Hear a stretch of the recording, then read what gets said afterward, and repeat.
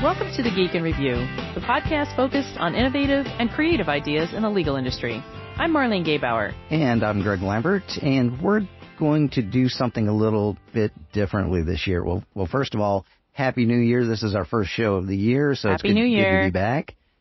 So this week we're going to try and do a little quasi-live recording with a couple of guests who we've had on this show before or other shows before.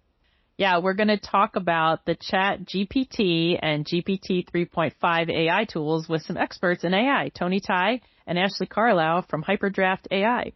Tony and Ashley, glad you could join us on the Geek in Review. Hey, thanks for having us. Excited. Glad to be here. It's going to be a good conversation. Yeah, it is. It's going to be really exciting if the pre-talk is any indication. Exactly. Ashley's already put some restraints on Tony, Tony, you've been on the Geek in Review before, and Ashley, I still want to thank you for stepping in, being my co-host for a few of the last episodes of the Superhuman Legal Division podcast. So we're excited to have you both on here to talk about AI and the GPT tool as it applies to the legal industry, and we'll may even try a few things on the platform while we're talking and do some real world testing if we get a chance. So Tony, let's start with you and get your initial thoughts on what tools like ChatGPT mean for the industry as of now. Yeah, I think the intent behind ChatGPT being a chat bot, the interface, right, using chat as an interface between a knowledge database and a user trying to extract data from it is super key. It's something that the industry has worked on for past decade, at least. So folks in the industry are very excited about it. ChatGPT as applied to the legal industry, I think that the limits folks are still trying to figure out right now. In my personal view, which is not the most popular view on the mainstream, is that like ChatGPT is a little bit of a false flag for folks because it's so convincing in its output that I think folks will want to try to rely on it. But the reality of it is non-domain specific, so it is not trained on just legal information. It's trained on a bulk of a bunch of information off the internet, and so it can lead to some misleading results and confidence in the system. But I still think we're years out, maybe 5+ years out from having, because we don't know what it's pulling from.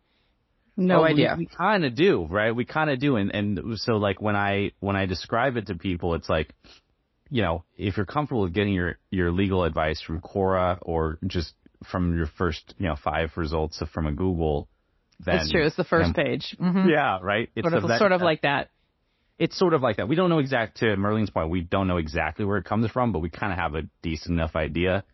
And we know it scrapes social media as well. So like, someone's ramblings from Facebook might be included in that data somewhere as well. So I don't know how much, I would want to rely. Actually, I do know how much I would not rely on it at all.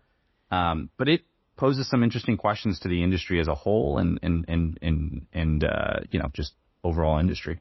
Well, one good explanation of why I think ChatGPT is getting so much buzz is that, for better or for worse, I guess, depending on if you're Tony or I guess if you're me, this is really the first AI that I think has taken the world by storm. And it doesn't matter if you're a 5th grader trying to explain a neutron star, or if you're a lawyer and you want to see if it can pass the bar exam. This is a tipping point in our culture that I think that makes everyone understand that AI is really here this time. We're not going to go through, I think, another AI winter. It's going to be part of our society going forward. And like it or not, I think it does have some viability in a lot of the aspects of our lives. And so, Ashley or Tony, do you agree or disagree that we're at that tipping point? I agree. It reminds me of when Amazon, what is it called? Not Echo, Amazon Alexa. Alexa? When Alexa first Alexa. came out, right? And a bunch of us geeks were already talking about it. I think some of us were kind of gatekeeping. That's fine, whatever. But a lot of us were like, dude, we've had this, right? We've had this for years. But the general acceptance of it came after folks were like, yeah, we've had these tools before, but the interface was wrong, right? We tried to get people to use these advanced consoles to control stuff around their house. Turns out people are lazy and would much rather just talk to it. But similar to Alexa, like I would say that there was a lot of fanfare for the first year. There's like people playing games with it. There's like apps being made for Alexa. It's since kind of died off. And then the privacy concerns popped up where like, wait, is she always listening to us, or is it always listening to us? And so then, you know, reality kind of set in after a while. I think this is kind of the same trend. Just to piggyback on that, you know, this is a great tool. And like Tony said, I think a lot of the adoption, especially the quick adoption, is how simple the interface is. But other companies have tried stuff like this. I think other companies have taken different approaches that they wanted to understand kind of the repercussions of the software and put some limitations on it before unleashing it into the wild. And this company chose the opposite approach of just like, oh, well, let's just put it out there and see what happens. So I think like Tony said, like for now it's fun. But as soon as people start really diving in and thinking of the repercussions and the pros and cons and potential biases within the data or where it's coming from, we're going to have a whole other set of conversations, which I think is bittersweet for us because we're very pro innovation. And, you know, anything we say here, please don't get that wrong. Like we're very pro moving everything forward, but it's only going to be a trajectory forward if we also think about it thoughtfully and make sure people don't get tired of it or don't get burned by it. So that's something I'm interested to see. I mean, do you think that they had any idea that this would sort of blow up the way it did? Because I mean, I know when it was first announced, I mean, I think all of us kind of went on and, you know, started playing with it, but you know, there were a lot of delays, there were a lot of lags, and still are. You know, yeah, and you know, did they really kind of think this through in terms of how they released it? I think the strategy is kind of where they're leading to right now, which is recently I heard that they're in the middle of a fundraiser, or at least kicked one off. Yep. So as part of their marketing strategy, definitely the board or, you know, and definitely executives thought through this and said, this is a good marketing tool for us going into a fundraise, getting our valuation nice and frothy so that we can go and raise a lot of money very quickly. I do not think that they thought this would kind of blow up as quickly as it did. I think it was planned. I just don't think it was expected that they were going to, you know, have this level of fanfare so quickly. It's also, I'm really curious because it's probably costing them a ton of money, right? Like that's the part that like really confuses me. I'm like, there's R&D and then there's a beta and alpha user data, but this is an expensive experiment. Well, they've already. Have you guys thought about like what the point is? I feel like there's diminishing returns from them on this side. Well, I guess it would depend because I think they've already gotten $1 billion from Microsoft, and Microsoft announced, I think yesterday or the day before, that they're going to put $10 more billion into it, and they're going to embed it into Microsoft Word and Bing. I'm not sure about Bing, but you know, I could see some value of something, a tool like this in Word as you were writing, to have prompts that could help you write. And really, the one way I've heard this talk about is this is kind of like maybe this is not the company that does it, because there's going to be tons of companies that are going to enter this space. Copycats, yeah. And so, I mean, it could be the same kind of tipping point with the investment in these types of tools that were made, you know, the same kind of investments that were made in the solar power industry or electric cars.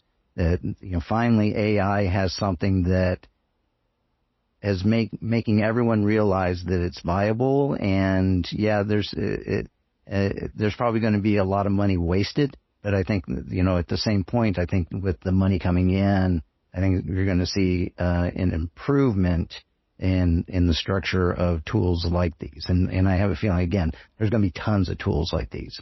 Yeah. similar to solar and electric vehicles, it does feel like these guys have a pretty large lead and gap over the competition. Because honestly, like if we're talking about it in terms of energy, like data is the oil and the fuel for this. And so it just seems like they have such a huge lead on it. They are open sourcing a lot, or not open sourcing, but opening up a lot of their APIs so that other folks can build off of their, existing models. But yeah, it'll be interesting. Bing is kind of, we're talking about marketing approaches. But we all know successful products launch off of Bing. If you're a successful company, then you better be on Bing. Yeah. I don't know a soul that uses Bing willingly. So it's kind of interesting. So I want to talk about OpenAI for a second. So this started off as an open source nonprofit, but it's not open source or nonprofit any longer.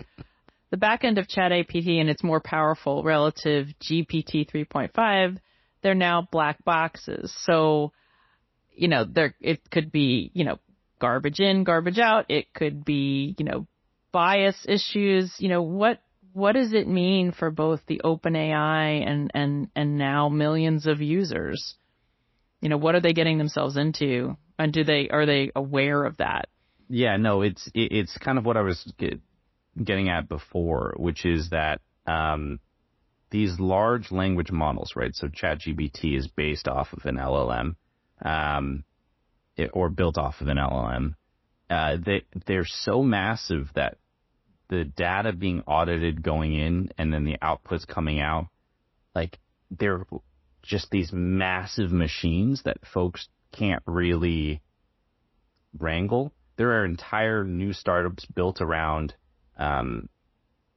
machine learning transparency, trying to give humans a way to view the models and get a bit of a better understanding of it. But Marlene, to the point that we were talking about before, like we don't know exactly what goes in. And like one of the issues we've seen kind of pop up in a parallel space is this generative AI for artwork. You're seeing it pop up a lot, but there is a lot of outcry from artists. Like my friends who are digital artists are not having the best reaction to it because they're like, wait, they trained on our data. We get paid stuff we created, and then they make money off of that. Yeah. And so as soon as Greg mentioned like the integration with Microsoft Word and Office products, I'm thinking to myself, even as a law firm, hold up. So I'm paying all of my salaried employees to feed data into your system so you can build a product that competes with me. That doesn't sound like a good yield or output, which is good for like companies like ours who are trying to be more agnostic around it and letting our clients build tools for themselves so that they're not held down by one, huge monopoly. But it's an interesting question because it's like, how much of it are they going to cannibalize of their own user base? So with ChatGPT and the way that OpenAI is structured, one, like you mentioned, it's no longer open, and so is a for-profit venture, which means that they're going to be a lot more secretive around what goes into the model, what the process is like to manage and data wrangle. And then that whole content moderation and output moderation, like it's largely a black box. We don't know what they're doing. We do know people are involved, and we do know that they've done quite a bit in terms of training and tuning it before they released it in order to avoid, rated R material basically that goes that would get output from the model. But no, it's a black box to most of us. We have a general idea of what goes in and what comes out, but like we don't have any control over it. So as what we were talking about before we started recording, there are inherent dangers on relying on that type of data because like, all right, do I truly trust it to make decisions for me or just provide research data? So then it then becomes a question for the industry of like, how are we going to leverage this tool, right? Are we going to use it as a spade, or are we going to try to make it into a hammer or a drill, or use it for some other function? And Greg, like you mentioned again before the call, like there are parallels for this tool that make it so that it is a useful tool, but you have to understand that it's not self-guiding, right? Like you need a user behind it, and that user needs to exercise judgment. Tony, you can correct me if I'm wrong, but I think something that is leading to the increased like word of mouth about ChatGPT and kind of more confusion is that it's trained to seem very credible. It's trained to seem very confident. Yep. And so I see this on social media all the time. Like someone will make a post being like, I feel this way and this way. Here are the pros and cons about ChatGPT. Like, what do you think? And people are like, well, I did this one thing and it sounds right. So like, it's right. And I think that's what's confusing is I want people to have that fervor and excitement about use cases and technology. But that's something I think if you don't have the background that maybe Tony does as an engineer, you might not think about, well, that's part of like kind of the DNA of this. It's going to seem credible, which is why we have to have these conversations about reality, where the data is coming from and disclosures as to that, and really have these conversations, or else it's really easy to be tricked. And then it's like a slippery slope of dependency on it without even really thinking about it. So I think that's adding to kind of the confusion and also the word of mouth explosion here. Yeah, I was going to say, because up until now, you didn't have that credibility. Like, you would see stuff on social media and it's like, okay, it's trying to write a story and it was like all disjointed and terrible and everybody just laughed. The user interface. and it's like, oh, that crazy AI, but now you look at it, it's like, wow, that makes sense. And that seems right. And even if it's not right, I can basically say, okay, take that point and expound upon it. And you're like, that makes sense. And so then everybody's getting very excited about it to figure out where they can use it. And I mean, and law firms are doing that too. They're like, how do we play with this? And to Tony's point before, I'm like, are they cannibalizing themselves and the stuff that they put out there in order to do this? Yeah, and just to tie on to that, well, and I guess this can lead into my next question as well, and that is, just as we were talking, I was also thinking about, the data that it's compiling, the data that it's using, and the language models that it's building upon, scraping stuff off the internet. One of the things, if you think back about IBM Watson, which that may be another example of hype, excitement. Yeah. And then all of a sudden nobody hears about Watson anymore. No one seems to know what it's up to these days. Except for the Weather Channel. I'm pretty sure that they discontinued the project, right? Yeah, I'd imagine. The last I heard, and this was probably pre-pandemic, was that it was going to focus in on reading medical journals and working with the medical industry. And I don't know that ever panned out. I think IBM wrapped it. Yeah. Well, there you go. That's a great analogy. It's so far removed that I didn't even think about it. But the funny thing is it's such in the similar parallel, right? Like to answer Jeopardy questions really, really well and in a convincing manner. I totally forgot. That's a really good reminder. I'm going to bring that up for people. That's a good one. Well, Tony, you had mentioned and talked about, who watches the Watchmen.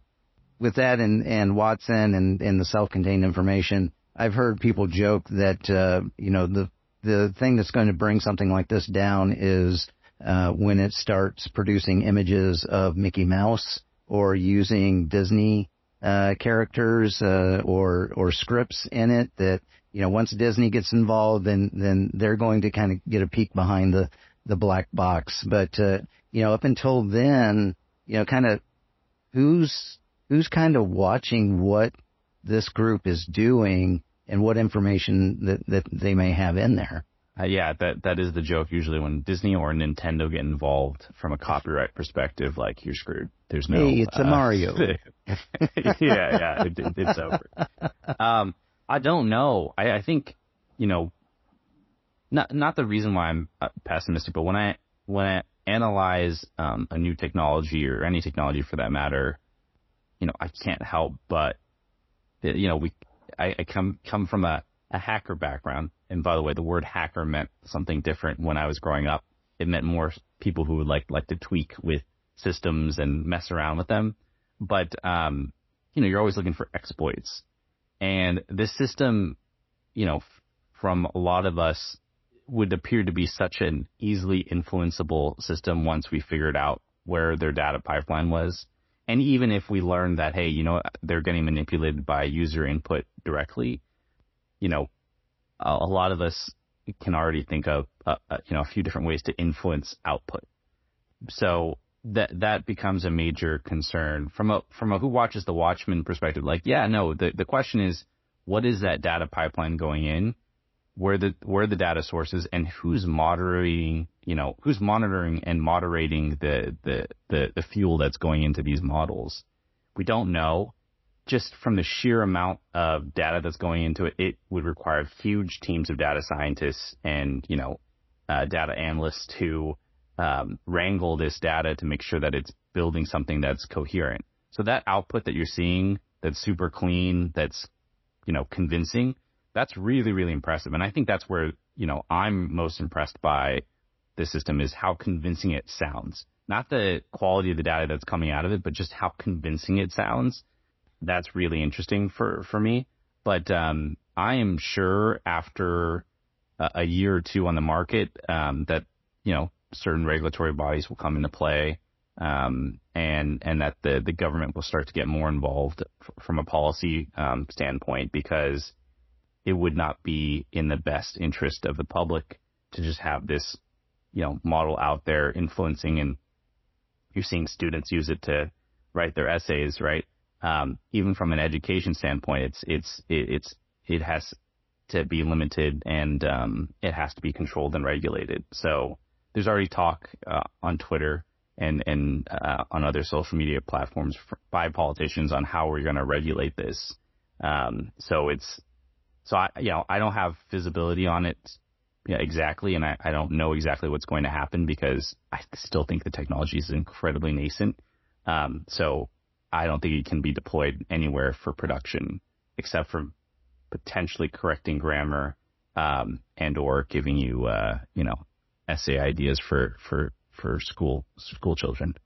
Well, I'm just curious, have either of you put it to some serious test and found something that you found was useful in the results? Oh, I thought you were going to say not useful. Actually, I had a friend, if this sounds really bad, but I'll mention it anyway. So my friend, it was like, he tried to get it to write a eulogy for him. And I'm like, dude, that's not, he's like, I got some good inspiration from it. That's good. It's a tough topic.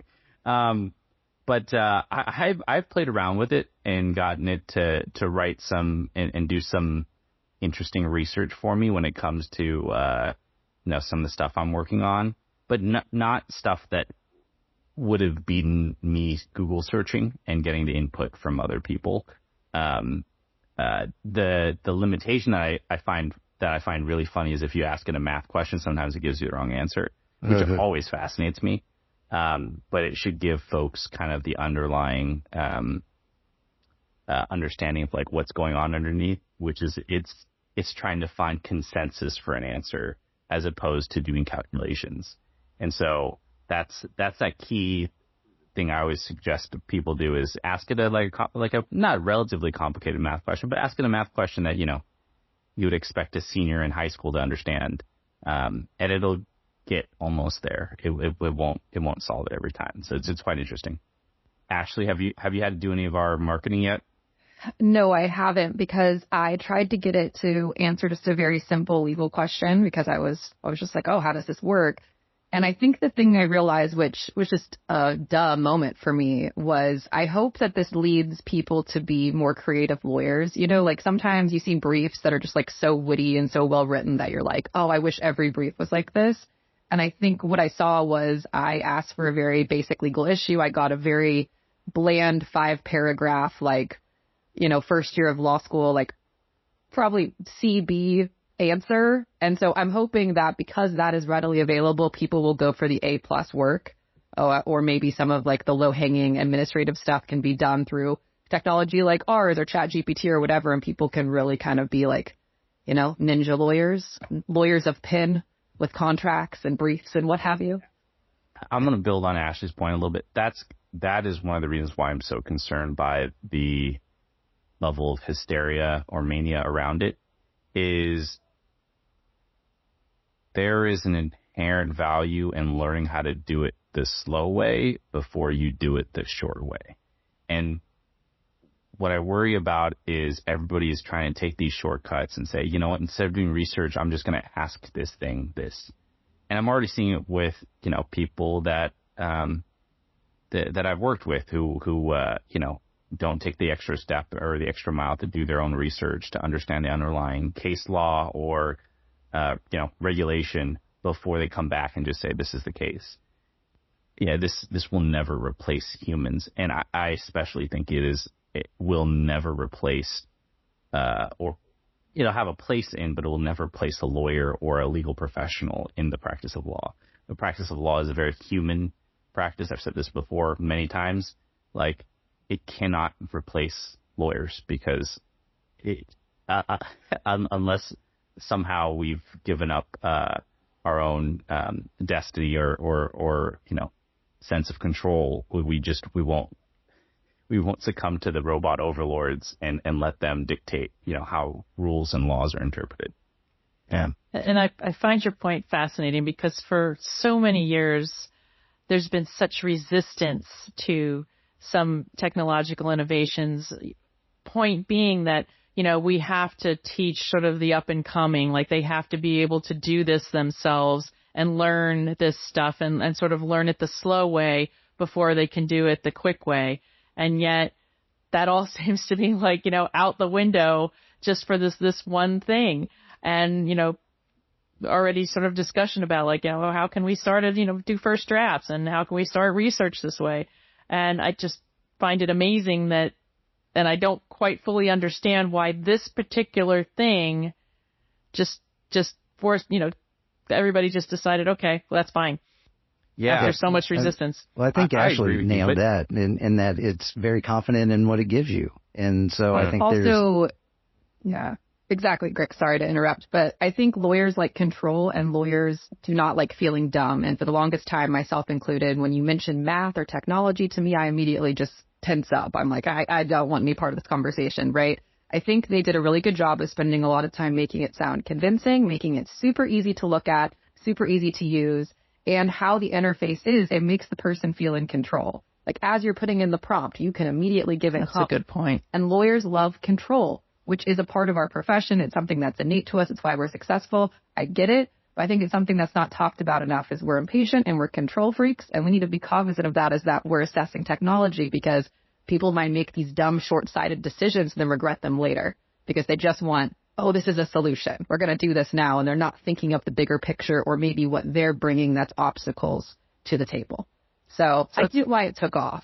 I just hope people... It's the feeling of control, even though they really don't have control. They don't have control. There's no citation of where it's coming from, just guesses. Yeah, that's, by the way, almost impossible. And the funny thing, I'll call it out here because I'd like it documented. Sean, our general counsel, always says it doesn't count unless you say it. So I'm going to go ahead and say it now. That's pretty much impossible. Their entire company is dedicated to that citation side that it won't work. And what the reality around this is, I'll bring up a great example. Google has built and worked on these projects for years. And if you want to talk about who's got the most data, Google has the most data. They have basically unlimited data, right? And if they're not deploying it, there's probably a good reason why they're not deploying it. And at the end of the day, like the way that the architecture works is it would have to basically run a Google search at the end of all of it, than just Google, right? Like it should just be Google. Or another search engine like Bing, who's, you know, I've heard the biggest up and comer out there. So. With all the cool kids are using on TikTok, Yeah. right? Yeah, Exactly. Bing, now with Yahoo. So yeah, I remember. Maybe I should get rid of my Yahoo email now. Maybe it'll AOL. That's right, AOL. You know what? I moved recently. And I found I had one of those old AOL discs for like their free 20 hours. I know I left it somewhere, but I wanted to frame it up because I remember the good old days. Yeah. Well, speaking of lawyers using it and kind of giving it some testing, if listeners haven't listened to Bob Ambrogi's interview with Dan Katz and Michael Bomarito, about how they put the GPT 3.5 tool, which is different than the GPT chat tool. They put that to the task of answering bar exam questions. It's a good listen. I think people should go listen to what those two did with the tool. And they were saying that, the tool has come a long way over the past few years, and they're testing, again, this might be that confidence level, but they were saying that it was not too far away from getting a passing score in some of the bar in some states. And then Bomarito made I thought was a really interesting quote, and talking about where we are in the overall process. And he's saying, change is constant, but the rate of change is not constant now, and it's not going to change. So we just need to find a way to live with it and make the world a better place. And I guess, and I've even heard people saying, I texted Marlene this before earlier today, I heard someone say that 2023 was the year that we will finally reach the singularity. And so, but I think going back to Bomarito's quote, about making the world a better place, do you think that we have it in us to take tools like this, let's say that they do bring value to it? Are we going to make the world a better place, or are we just going to screw this up? Marley, why do people always think we have the control over that? Like, why is that? Why does that always come up? It's like we don't have control over that. People use it for good and bad. Well, also, they gave us no restrictions, right? It's like they decided to unleash this virus to see what happens, see how long it lives. Here's the interesting thing. I forgot who measured it, but we have at our fingertips way more opportunity than any other generation before, except our rate of innovation has slowed down drastically, just drastically. And so, when you look at it, everyone has in their pockets a supercomputer. By 20 years, 30 years ago standards, has a supercomputer. We use it for things like TikTok and Instagram and looking up photos and watching videos. That's the max that we're going to do there. No, I don't think we'll change the world for really materially the better from it. I think, like with any tool, there is great benefit to it, but there's always a cost. And to me, the cost is education and longer attention spans, right? To be able to write an essay requires you sit down, read a book, understand and comprehend it, think about it, build a mental model, right? Taking the bar is not getting the answer right. Taking the bar is because the test behind taking the bar is not just getting the answer. It's understanding the patterns and models around the law so that you can answer something when you don't have the exact answer. And so, I find it fascinating when people run tests like that, because that's great. Yes, if I had a database of all the answers in the world regarding this, then yes, I could probably answer a good chunk of it, right? But when human judgment comes into it, and I need to convince a jury or convince a judge or convince the other party of a certain position, AI is not going to do that, right? It's just not. And once it does, it's that singularity point. But we're decades from that. Decades. I think the closest thing that people are missing is actually Neuralink. Neuralink is probably the closest thing we're going to get to that singularity point. Why? Because that would employ a real live working brain to run compute. And our brains, whether people like it or not, are the best supercomputers in the world right now, in the universe, right? These things we cannot replicate. I was discussing with somebody on Twitter. Somebody was like, why can't we just use ChatGPT to replicate a brain? And I'm like, that's insane, guys. There's just not enough compute. Even if if we utilized all the compute in the world to work the way our brain worked, it would be incredibly slow. It would be incredibly slow. Even now, that's how powerful our brains are. And so I think the takeaway from this is I'm hoping it'll inspire people to go out and try to build stuff to better other industries and realize the mistakes that we're trying to make, which is to jump from A to C instead of, progressing incrementally. So, all right, I'm off my soapbox. I'm sorry. Greg, that was great. Yeah, that was one thing I'll say. I thought it was really interesting that they used, I can't remember, I think it was the commercial version of ChatGPT to answer the multiple choice bar exam questions, right? So one, I'd love to see how it did on the essay portion. I mean, it might have similar results. I don't know. I know it's a lot easier to run all the multiple choice first. But two, I think this is a discussion that's been happening in our industry for a long time. So I kind of wonder if those very smart guys who I'm big fans of both of them kind of did this on purpose to hit another issue, which is the bar exam outdated? Do we need to change what's going on, especially with technology evolving? Because I think, all of us here are lawyers. We all studied for the bar. We could tell people who have not had that experience, a lot of it is just recall.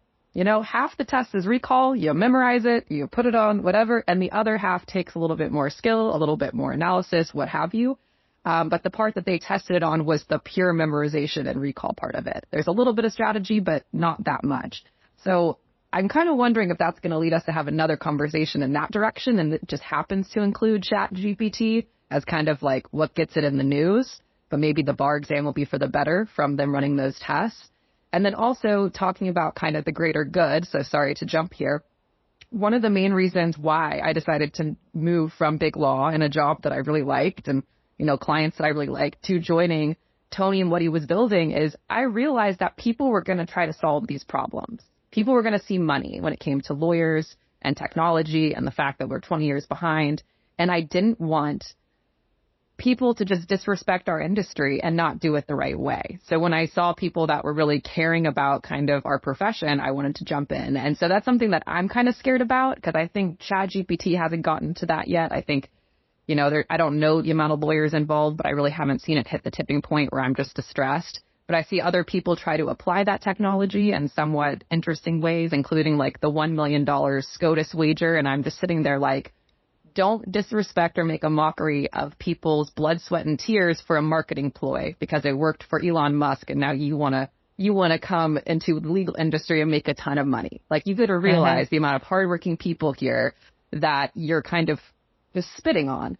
And so that's a big reason why we do what we do every day is like, some days it's not fun, but we really do care about lawyers. And we think that even if they don't understand technology on day one, we want to make sure they're a part of the process and we want to make sure that we're the bridge. So I'm curious to see if more people continue to annoy me by trying to jump in and just make a mockery of some things and not understand like, there's a lot of smart people in the legal realm. We don't need you to explain things to us. We just need you to like bring us, whatever tech solution. We'll tell you yes or no. That's it. Well, what about on the other end? We were talking about the challenge, and I'll let people Google that. But on the other end, I think one of the big issues, and Tony was joking before we started that some of this may be a solution in search of a problem. But one problem that this industry has, and it's a significant problem, is that we don't have enough lawyers, legal professionals to serve the entire community that we are supposed to serve. And so there's so many people that go unrepresented. There's so many people that need to seek relief from the courts that don't have the ability or the knowledge or the pathway to get that relief that they need. Can a tool like this, let me put it to you two ways. Can a tool like this help plug some of that gap? Or can a tool like this actually exacerbate the problem? I don't have enough experience in like public interest or even the like what my practice was very much like M&A, like low niche work, not very kind of run of the mill type work that most folks would want to consume. So I preface my thoughts with that. But if it's anything like what some of these document preparation companies do for filing for like incorporation, I'm not going to name the company because I know them, I like the guys, but they create more work for us when it gets to the lawyers than help, because I'm always fixing the documents, because people always want to do stuff that's a little bit different. And more times than not, it'll help plug a hole, but it doesn't solve the problem. I think for people in need of actual legal help, I worry that this tool would actually make things worse for folks and put them in a bad position, because I think that they can do it without someone guiding them through the legal process. Because it's not just the letter of the law. There's the human component around it. Who do you have to get to? Who do you have to call in order to get, something filed or something through? When's the deadline? Oh, the deadline says 7 days, but in reality, you should send it by 6 days because there's a courier, all that stuff. Things are waiting at the mailbox. Those are aspects that a quick Google might solve or a system might solve. But then again, here's my problem with this kind of outside-in approach.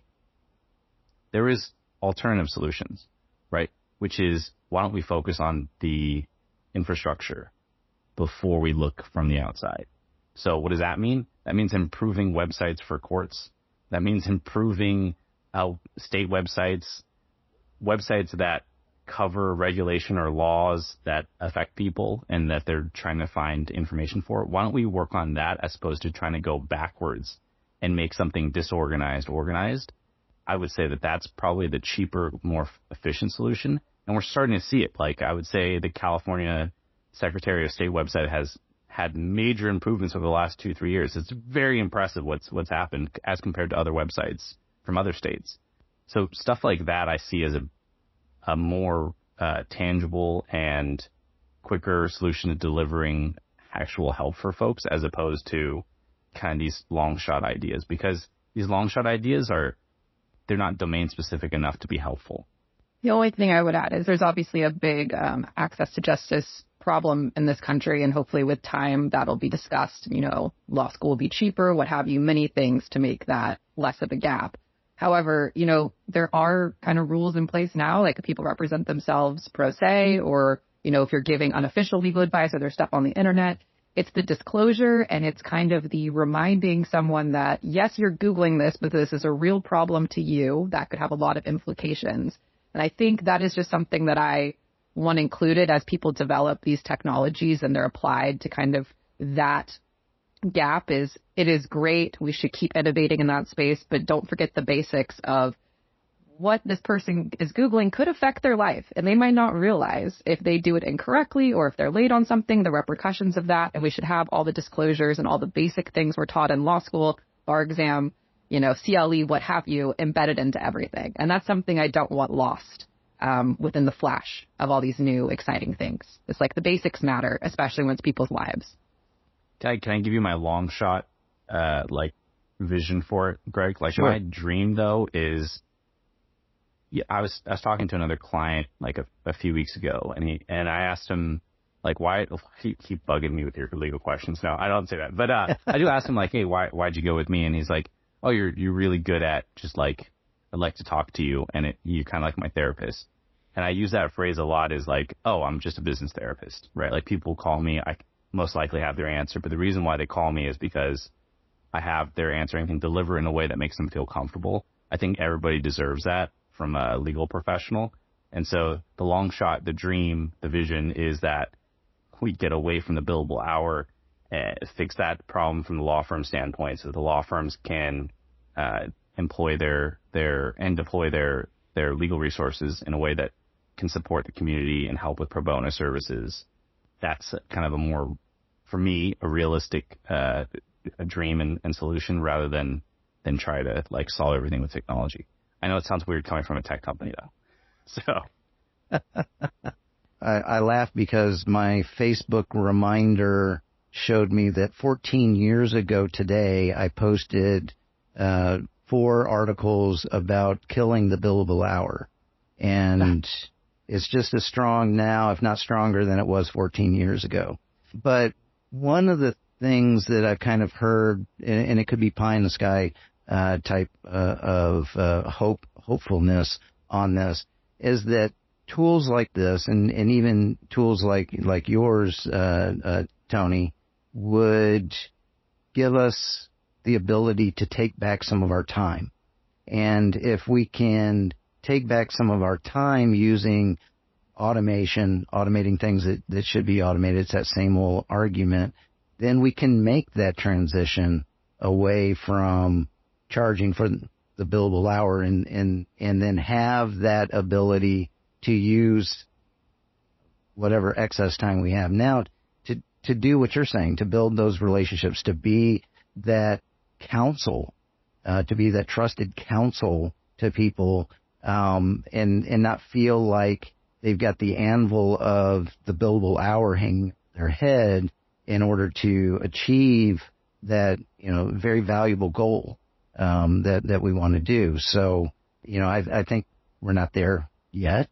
I think we're probably going to fall down before and look really bad before we can figure out ways to actually use tools to help us take back our time in a valuable way, such as, in order to realign our values away from the billable hour. So what do you think? I mean, tools like yours is that kind of the goal that you have on that? And how should law firms be looking at technology as it comes out and is trustworthy and using the tools in an effective way? Yeah. So, two fronts. One, I think I've talked to a lot of law firms in the abstract, right? Talk to them as an entity. And from our experience, it's not worked, right? And, when we took a step back and did the postmortem on it, and we realized, the reason why it doesn't work is when you say firm, it's this like amorphous, like very large ship that you think is all rowing in one direction, and it's not, right? It's a lot of subcells of people who are just trying to make their day-to-day work, and they're all doing different things, all at different times, all in their own way. And so when we stopped looking at the firms as like large ships and we started thinking about them as fleets, right? And so, you've got different battalions in different spots, and they have a different way that they like to operate. We've gotten more surgical with it. And so when I talk to the firms, I tell them, hey, like, don't tell me what you think the firm needs. Tell me what you think one group needs, one group at a time, right? And we solve it one group at a time.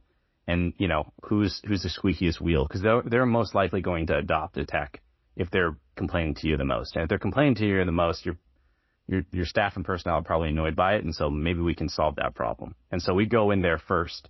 I see you nodding your head. Yeah, it's most likely those groups. So my recommendation is finding the incremental improvements and building on those.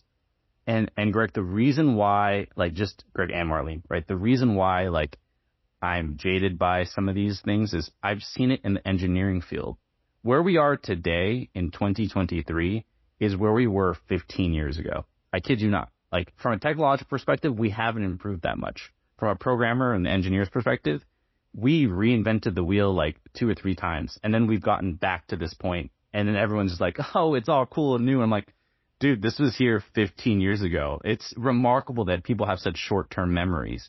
And to your point, we've been talking about billing innovation for 3 decades now, right? It's no longer innovation. It's now this is just, it's a broken record at this point. I don't think that there is a clear-cut answer to the billable hour. I think that from a customer perspective, consumers of outside counsel and from the law firm billable hour, we find it all very funny that folks bill by the hour, because we actually just, I ran an in-house team. We paid what we thought was fair and what we agreed to with folks. I never really thought about the billable hour unless it was a second-tier law firm that was promising me value on the cost side versus quality. But at the top-tier firms like Mayer Brown or Jackson, those relationships that you built with clients as their business therapists and consultants, that doesn't get measured it gets measured in part by the billable hour, but the real performance is your output and what they feel they got in terms of value out of you. And so I don't think that that's a technological solution. That one's just a realization on the business side. And we're seeing, by the way, just to be clear, our clients, our law firms that are clients are starting to move in that direction. We have plenty of clients that are billing flat rate for matters and using our tech to help deliver that value chain and increase the quality of life for their people. And so there's like 50 different factors that come into play, but and I didn't answer your question directly, but because I rambled for too long. But yeah, I would say when we looked at firms, like we stopped thinking about them as these ginormous entities and we started looking more at the individual. And tools like these, like ChatGPT, that can empower the individual definitely will help.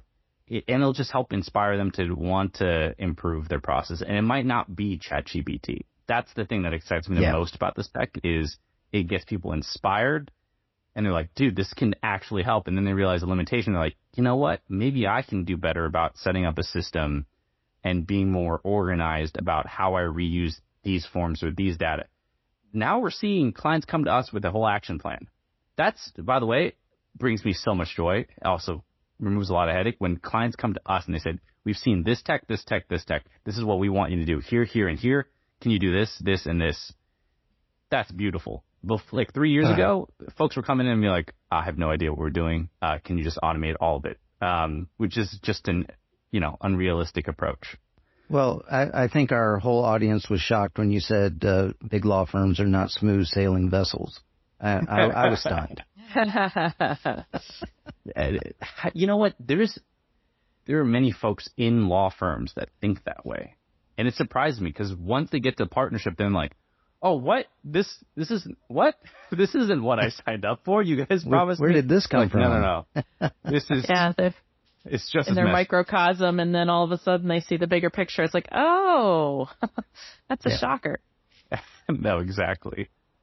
Yeah, I mean, my final point with it is like, despite my negativity, I'm very excited by the tech because, like what I said before, it inspires people to want to improve, and that's better marketing and a use of time and resources for everyone, right? Like if you can inspire people to get better, I'm cool with that. Or and want to build better solutions, that brings me a lot of joy. Like what I worry about and what I want to warn people of is like, if it sounds too good to be true, it probably is. And so like, guys, come on, like get excited, but at the same time, like just temper your expectations around what it can and can't do. It's trying to be the adult in the room. I was going to say, just like your parents taught us. Like our parents taught us. Yep. Yeah, I was terrible at that, just to be clear.